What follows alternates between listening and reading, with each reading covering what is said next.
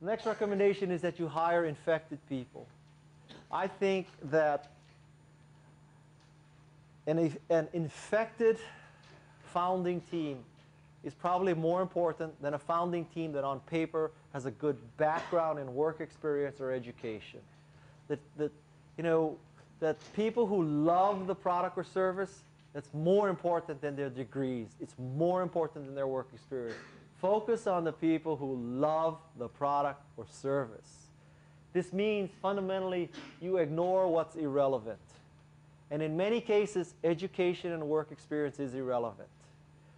This is completely contrary to what most VCs will tell you. If you have VCs further on into this course, and if you ask them, well, what are you looking for? They're going to tell you, and I'll tell you that right now. You can skip that lecture. They're going to say, we want proven teams with proven technology and proven traction. In other words, we want people who have founded Cisco, won a Nobel Prize, and they're doing $50 million in revenue. That's an early stage deal for a VC today. All right? By contrast, Garage is in a different business. We want unproven teams, unproven traction, and unproven technology. It's a completely different world. The irrelevant thing is that, think about what an entrepreneur has to go through. So let's take what might seem very attractive to many venture capitalists. Let's say that on your founding team is someone who was a senior vice president at Microsoft. Most VCs would salivate at the thought. This is a proven executive. This executive has been with Microsoft for 10 years, has helped Microsoft grow, et cetera, et cetera. But if you peel the layers of the onion one level lower, you would see that that executive, during his or her career at Microsoft, had on average a war chest of $50 billion in Microsoft. During that time frame, they had a market share percentage of roughly 95%.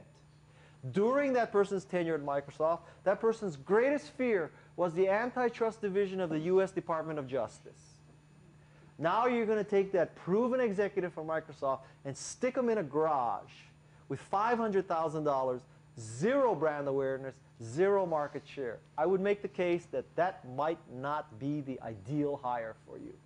Okay? Now you may be wondering, why in the world are there diamond rings in this picture? It is because I am living proof of this theory. I graduated from Stanford in a psych degree, as I told you. I attended UC Davis Law School, and when you say you attended a school, it means you didn't finish.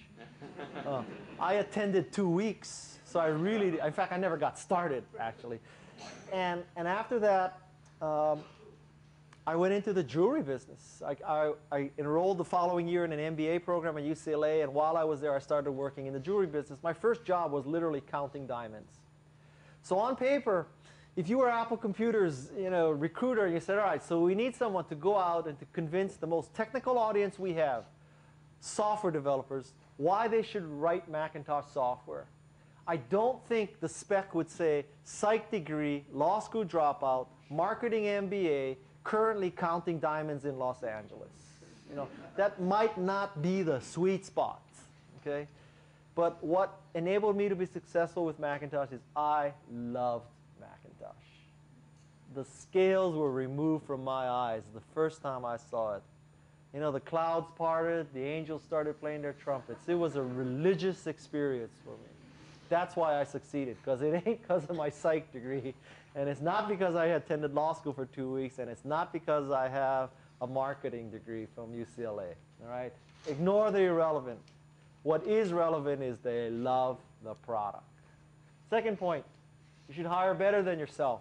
Very difficult for most founders, particularly engineering types who believe that because of their superior chip speed, that they should be the best salesperson, the best finance person, the best marketing person, and the best engineering person.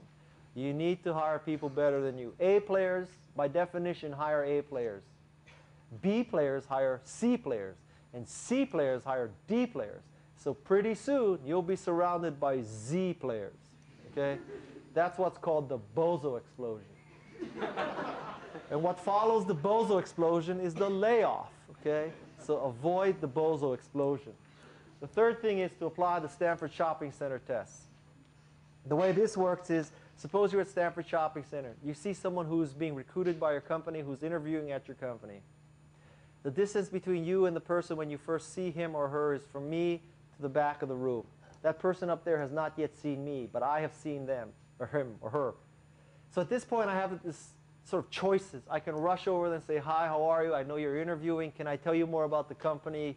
I really think you should join our company. We're just going to kick some ass. We're going to make meaning. We're going to change the world with our technology. Or you can say, Stanford Shopping Center isn't that big.